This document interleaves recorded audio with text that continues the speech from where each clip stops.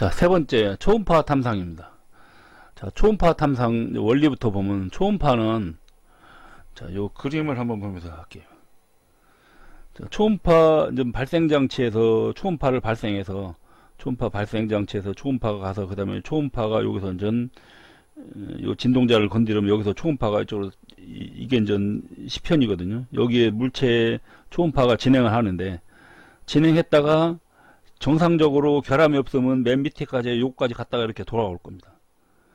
그 다음에 만약 결함이 있다 그래요. 이렇게 결함이 있다 그러면 갔다가 여기서 갔다가 돌아오기 때문에 어떻게 돼요? 얘가 갔다 오는 시간보다 얘가 갔다 오는 시간이 짧지요. 그러면 자, 예를 들어서 여기 이거를 모니터로 이거를 여기서 초음파 진동자가 한쪽에서는 보내고 한쪽에서 받거든요. 받을 때 그거를 알아보는 겁니다. 그래서 처음에 송신 쪽에서 펄스가 이렇게 있어요. 이거는 왜 나타나냐면요, 얘가 갖다 대도 이 물체하고 뭐 미세한 그 간격이 있기 때문에 거기서 반사되는 것도 있죠. 그렇기 때문에 거기가 강도가 가장 높아요. 그러다가 쭉 요 밑에까지 갔다 오는 거는 그 일정 시간만큼에서 이렇게 밑에서 이렇게 갔다 돌아옵니다. 이런 거 보면 밑면 에코 그렇게 표현하거든요. 그래서 이거 갖고도 두께를 알 수 있는 거죠. 이게 시간을. 근데 결함 같은 경우는 중간에 돌아오기 때문에 요쪽에 모니터에서 이쪽이 타임이거든요. 그러면 결함 같은 경우는 이렇게 중간에 돌아오는 거죠. 예를 들어서 뭐 여기에 결함이 있다 그러면 요 위치에 가서 여기 가서 이렇게 또 하나 나타나고 이러는 거죠. 그래서 이렇게 정상적이면은 여기하고 송신하고 밑면 에코가 있어야 되는데 중간에 이렇게 에코가 올라왔다 그러면 어딘가 결함이 있다는 얘기죠. 그런 식으로 해서 검사하는 거다. 얘가 가장 기본적인 원리입니다. 우리가 사용하는 초음파라는 얘기는 보통 가청 주파수 이상의 진동수를 갖는 음파라고 말하는 거예요. 우리가 인간이 들을 수 있는 주파수가 있거든요. 그걸 뭐 가청 주파수라고 그래요. 보통 20에서 2만 헤르츠 정도거든요. 20에서 2만 헤르츠인데 이 이상의 진동수를 갖는 음파를 보고 초음파라고 표현하는 거죠. 그래서 우리가 요 초음파 시험에 사용하는 주파수를 보면 1에서 10MHz 정도, 1MHz에서 10MHz입니다. 그러니까 1MHz면 어떻게 되죠? 1MHz면은 얘가 이게 1000kHz니까 얘가 1kHz고요. 1kHz고 그 다음에 메가면 1000kHz가 되는 거죠. 1000kHz가 이것이 1MHz죠. 그러니까 그냥으로 치면은 요렇게 요거 헤르츠죠. 요거 헤르츠. 그러니까는 우리가 들을 수 있는 것이 2만인데 이거보다도 훨씬 더 높은 거죠. 100만 헤르츠 이상의 보통 주파수를 사용하는 거다. 100만 헤르츠에서 1000만 헤르츠 정도. 그래서 1메가에서 10메가헤르츠. 1메가헤르츠에서 10메가헤르츠가 아니라 1헤르츠에서 10메가헤르츠가 아닙니다. 1에서 10까지의 메가헤르츠. 1메가헤르츠 또는 10메가헤르츠라는 얘기예요.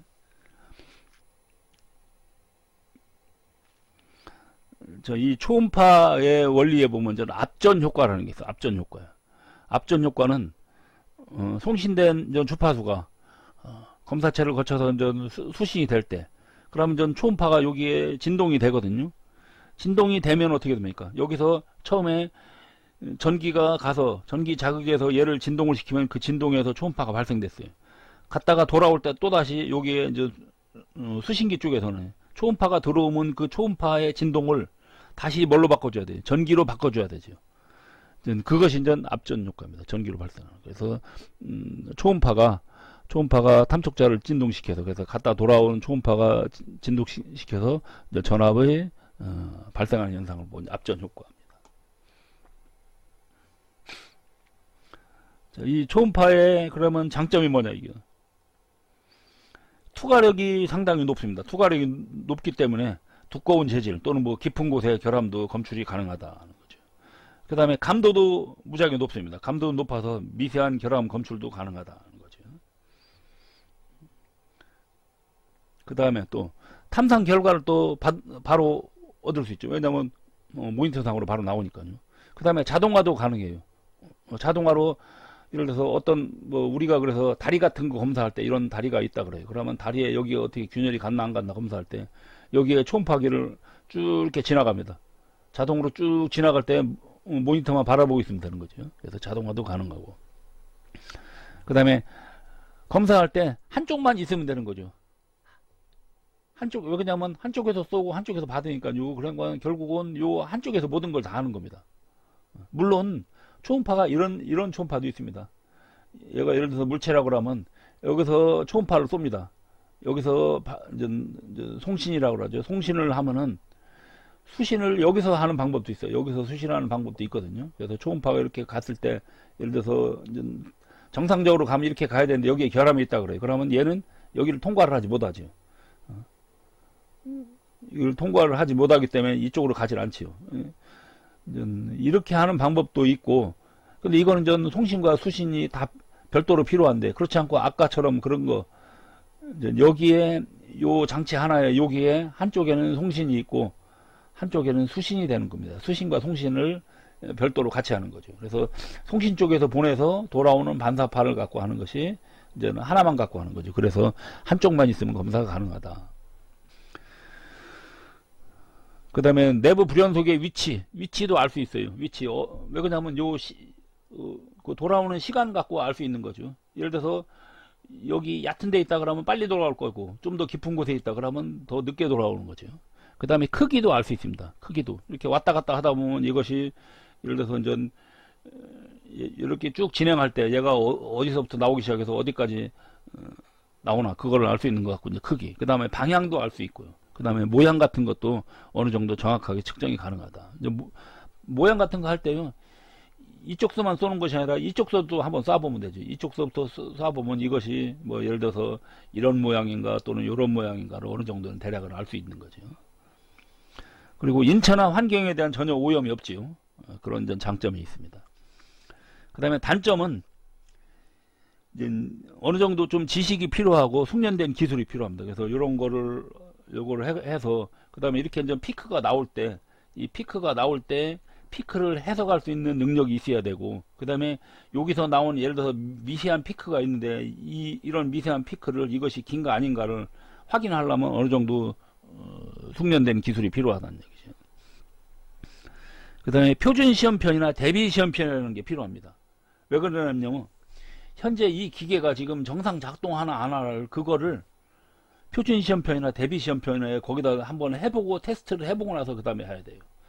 그렇지 않으면 얘가 예를 들어서 정상 작동을 안 하는 상태에서 하면은 이게 이제 결과가 어떻게 나올지 모르죠. 그래서 반드시 표준 시험편과 대비 시험편을 해보고 그 다음에 검사를 해야 된다. 그 다음에 표면이 거칠거나 모양이 불규칙적인 것 또는 반사면이 평행하지 않은 것은 좀 탐상이 어렵다는 얘기죠. 자, 예를 들어서 표면이 불규칙하다 그래요. 예를 들어 표면이 매끄러울 때는 이렇게 탐촉자가 왔다 갔다 하는데, 예를 들어 표면이 이렇게 울퉁불퉁하다 그래. 그러면 탐촉자가 있을 때 어떻게 됩니까? 여기서도 바로 돌아오죠. 그러면 요 높이만큼 만약 매끄럽다면 요 안에 결함이 있다는 얘기죠. 그렇기 때문에 이렇게 울퉁불퉁할 때는 조금은 전 적용하기가 어렵고 그런 거죠. 그 다음에 모양이 뭐 불규칙적인 것도 좀 이렇게 적용하기 어려운 거죠. 그 다음에 이 반사면이 이렇게 가급적이면 평행한 게 좋은데 만약 이렇게 경사졌다 그래요. 그러면 이거 돌아오는 거하고 여기서 이렇게 돌아오는 거하고 이게 시간차가 계속 틀려지죠. 그러니까 조금은 전 탐상이 어렵다는 거죠. 그 다음에 표면부나 표면 직하에 있는 결함 검출은 어렵다는 겁니다. 예를 들어 표면 근처에 있는 표면에 있는 이런 결함은 이거는 표면 반사판지 표면 결함에 의한 반사판지 그것이 구분이 잘 안 갑니다. 왜냐하면 에코에서 표면부가 항상 이렇게 맨 먼저 나온다 그랬죠. 예를 들어 여기에 같이 이렇게 있다 그래요. 그러면 이거하고 같이 섞여 갖고 합쳐서 이렇게 나와요. 그렇기 때문에 이건 이제 구분이 어렵다는 거죠. 그래서 표면이나 표면 직하의 결함은 검출이 어렵다. 그 다음에 내부 조직의 입도가 크고 기공이 많은 부품은 탐상이 곤란합니다. 그러니까 결국 뭐냐면요, 내부 조직 자체에 기공이 잔뜩 있고 결함이 많다 그래요. 너무 많아요. 그러면 이것이 계속 이건지 뭐 어떤 건지 구분이 안 가요. 그래서 탐상이 좀 곤란하다는 거죠. 그 다음에 이제 접촉 매질이라는 게 필요합니다. 아까 예를 들어서 이렇게 표면이 울퉁불퉁할 때 그러면 탐촉자가 이렇게 지나가는데 여기를 그러면 이때 여기다가 접촉 매질이라는 걸 발라줍니다. 발라줘야 그래야 어떻게 돼요? 이거를 어느 정도 조금 이런 요 표면이 거칠 때 이거를 조금 더 효과적으로 이거에 의한 그 간섭 현상을 상쇄할 수 있는 것이 이제 접촉 매질이거든요. 근데 또 접촉 매질에 따라서 또 간섭을 받기도 해요. 간섭을 없애려고 하는 건데 접촉 매질에 따라서 또 간섭을 받기도 합니다. 그래서 자, 우리 저기 뭐 예를 들어서 간이나 뭐 초음파 또는 임산부 초음파 이렇게 볼 때 그때 배에다 뭐를 이렇게 바르지요. 그게 바르는 게 바로 접촉 매질입니다. 접촉 매질.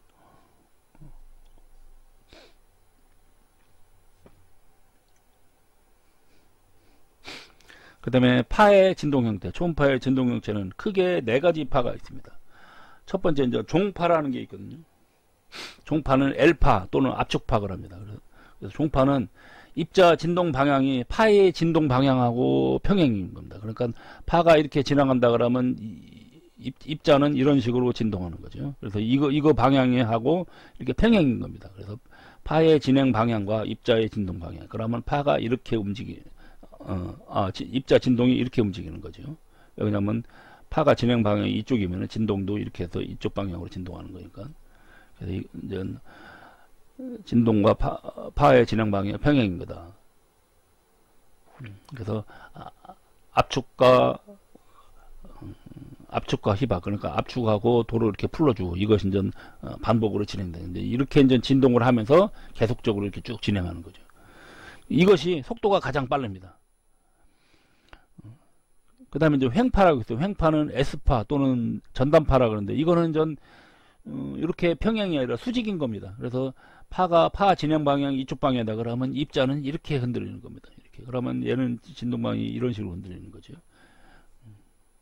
이런 걸 보고 S파라고 합니다. 그래서 진동 방향이 초음파 진행 방향의 수직인 파형이다. 그래서 이렇게. 이거는 전 속도가 종파보다 한 2분의 1 정도로 줄어듭니다. 그러니까 얘가 가장 빠르고 얘가 2분의 1 정도 줄어요. 그 다음에 표면파가 있습니다. 표면파는 표면 근처에서 나타나는 파거든요. 그래서 표면 부근에 에너지가 집중되어 있는 특수한 파로 표면을 따라서 진행하는 겁니다. 지구 표면을 따라 이제 시험체 표면을 따라서 이런 거 보고 좀 표면파 그럽니다. 얘는 요 횡파의 거의 한 90% 정도. 횡파의 90% 정도. 그러면 종파의 한 45% 정도 된다고 보면 됩니다. 그 다음에 이제 판파라고 있습니다. 판파는 재질의 두께가 파장의 3배 이하일 때, 그러니까 두께가 얇을 때, 그럴 때 이 판재가 이제 표면파가 들어가면은 이 표면파하고 같이 이제 판이 움직이는 거죠.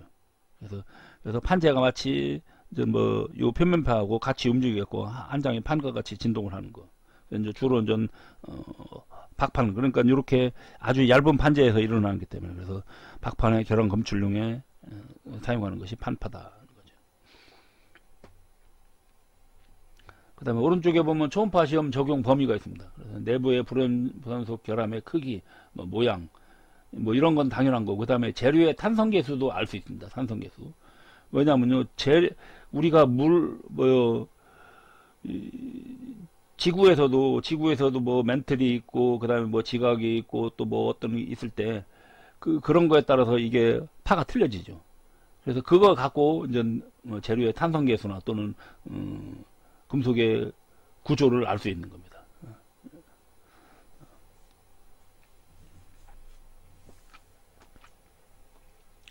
그 다음에 초음파 탐상의 원리. 이게 초음파 탐상법이요. 분류하는 방법이 많습니다. 분류하는 방법이 많은데, 그래서 이제 첫 번째, 원리에 의한 분류.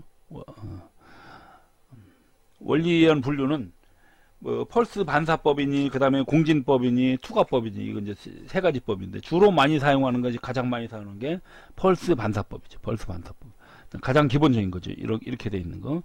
여기서 초음파를 쐈을 때 얘가 돌아오는 거. 그래서 펄스 반사법 하면, 피검사체내 초음파의 펄스를 보내서, 이게 펄스를 보냈을 때 얘가 결함에 부딪혀서, 여기 결함이 있다 그러면 이렇게 돌아올 때.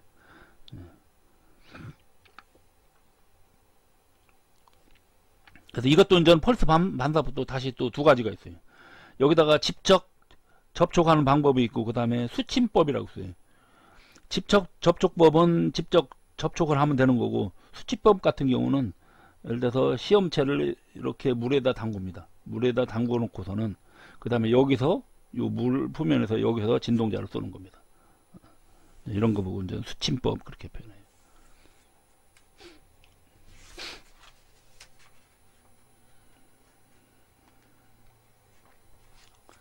자, 요 펄스 반사법에서 결함 에코의 종류 요 기호가 있거든요.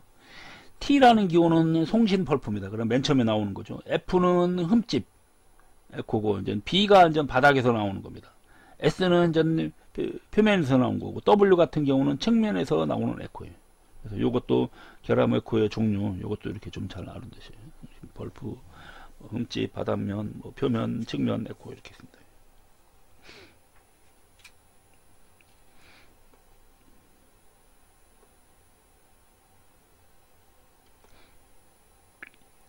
그 다음에 이제 공진법이 있거든요.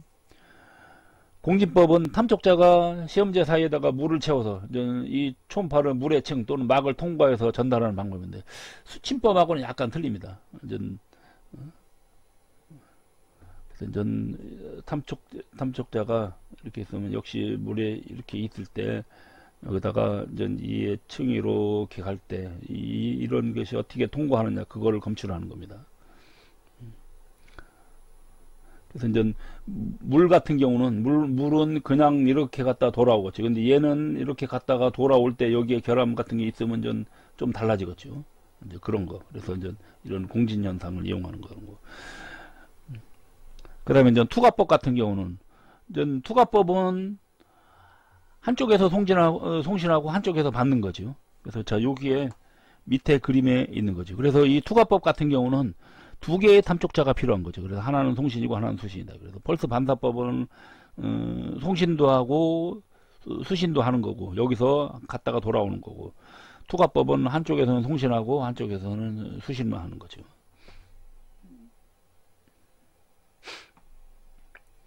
그 다음에 이제 초음파 기타 분류하는 방법인데, 접촉 방법에 따라서 직접 접촉법이 있고 수침법이 있다겠죠.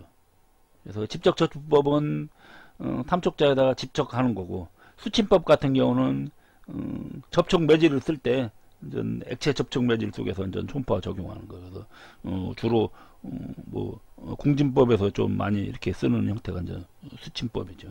물에. 그 다음에 표시 방법에 따라서 A 스캔법이 있고 B 스캔법이 있고 C 스캔법이 있습니다. A 스캔법은 그냥 이렇게 여기를 시간축이고, 여기는 시간이고, 이쪽은 시간이고, 이쪽이 이제 초음파 뭐라고 해야 되나요? 초음파 강도라고 해야 되나요? 그거거든요. 그래서 이렇게 이제 요 시간축하고 요 에코 요게 이제 강도 또는 에코 높이죠. 그래서 요것만 사용하는 겁니다. 이게 시간축, 그다음에 요거 에코 높이. 이런 거 보고 A 스캔법이라고 그래요. B 스캔법은 입체로 나타나는 겁니다. 입체로 이제 주로 이제 의료용으로 사용되는 거죠. C 스캔법은 사진상으로 나타나는 겁니다. 그래서 좀 평면으로 이렇게 표시하는 방법이 C 스캔법이다. 그 다음에 탐촉자 수에 따라서 탐촉자를 한 개만 쓰느냐, 탐촉자는 예를 들어서 지금 이런 것 같은 경우는 탐촉자 하나, 이거는 탐촉자가 이렇게 양쪽에 있는 거죠. 그런 거죠. 그래서 탐촉자를 하나를 쓰냐, 뭐 1탐촉자, 2탐촉자, 또는 뭐 4개 이상 쓸 때는 다 탐촉자.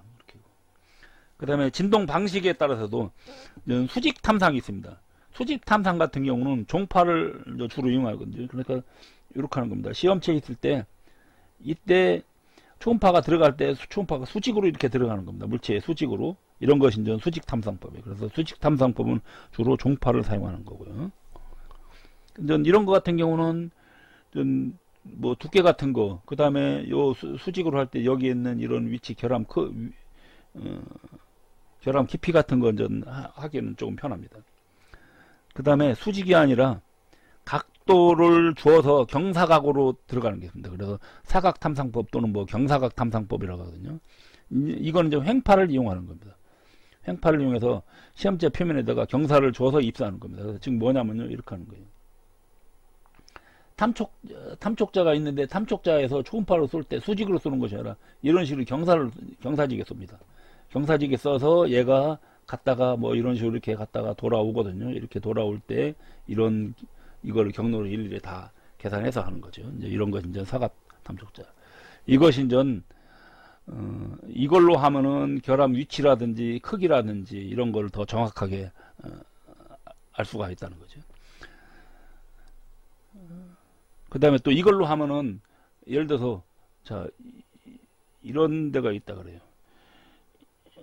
수직으로 하면 요쪽 부분 요쪽 부분 하는데 이 안에 부분은 검사가 못하죠. 수직으로 하면. 왜냐면 갖다 댈 수가 없으니까요. 이때 사각으로 하면 이건 가능합니다. 이런 식으로 이렇게 갖다 돌아올 거 아니에요. 갖다 이렇게 뭐 막 부딪혀서 이렇게 돌아오거든요. 자, 그런 것이 바로 이제 사각탕상법, 뭐 또는 뭐 경사각탐상법 그렇게 하는 거죠. 이거는 좀 횡파를 이용하는 거고, 그 다음에 좀 표면파를 이용하는 것입니다. 표면파는 좀 표면 탐상법인데 주로 좀 표면 결합만 할 때, 아까 그냥 일반 초음파 탐상으로는 표면 결함은 좀 어렵다고 했거든요. 이때 표면파만 이용하면은 표면 결함을 알 수 있다는 얘기죠.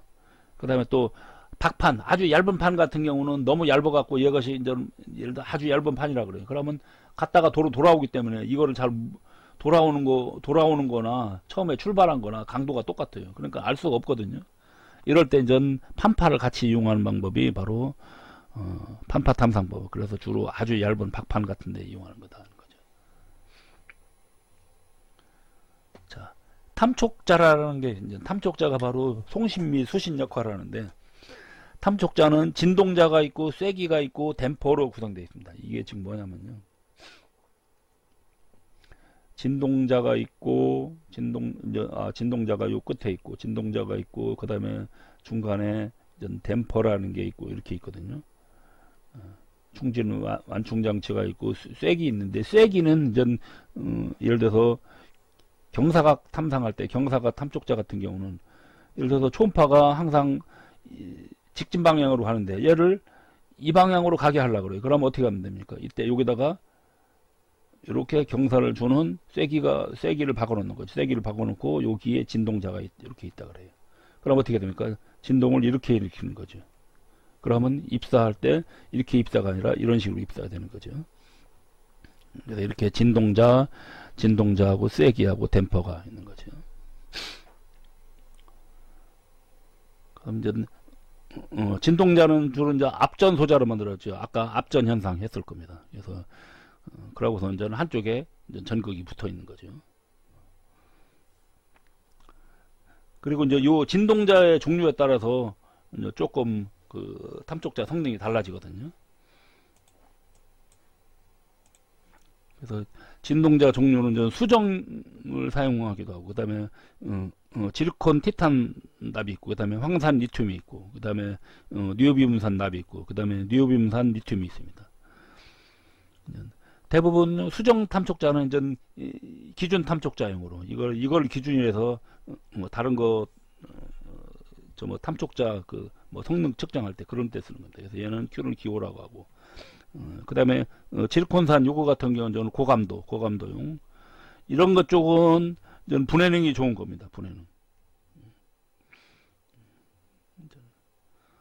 이제 이렇게 진동자의 종류가 있고요. 자, 그 다음에 이제 접촉 매질이라는 게 우리 했었죠. 아까 제가 접촉 매질은 탐촉자하고 시험체 사이에 그 공간을 없애기 위해서 탐상면에 바르는 물질이라고 했죠. 이제 그 접촉 매질인데, 접촉 매질은 물이 있고 또는 기계유화 같은 뭐 그냥 일반 뭐 기름이죠. 그 다음에 글리세린이 있고 물유리가 있고 그리스가 있고 그렇죠. 이 글리세린이 이거 우리 인체 초음파할 때 이렇게 바르는 게 글리세린이죠. 그 다음에 6번째, 자, 초음파 탐상은 아까 표준 시험편이나 대비 시험편이 반드시 있어야 된다고 했습니다. 그래서 표준 시험편 보고 STB라고 하고, 대비 시험편을 보고 RB 그렇게 표현합니다. 그래서 표준 시험편도 한 뭐 5가지가 있고 대비 시험편도 3가지가 있어요. 그러다 보니까 이게 좀 뭐 복잡하죠.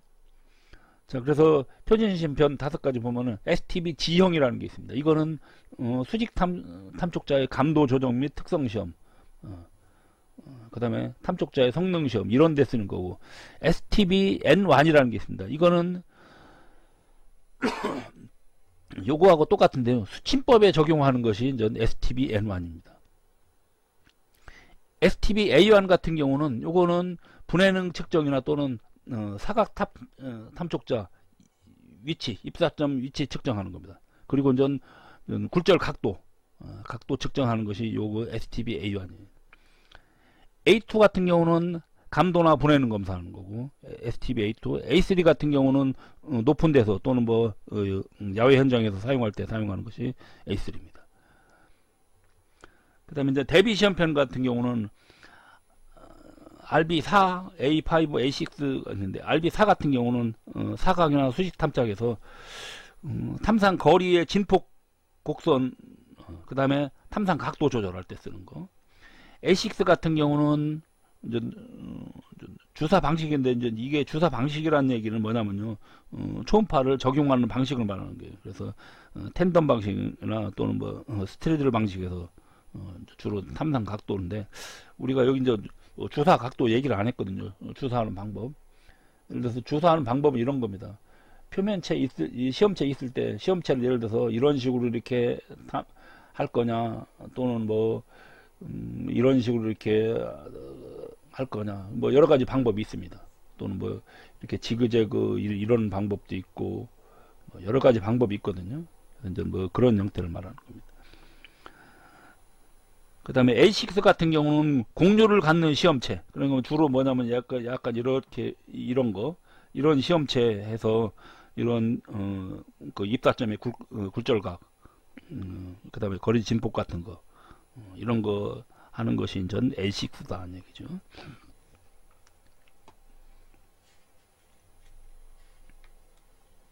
자, 개념 잡기의 문제 보겠습니다.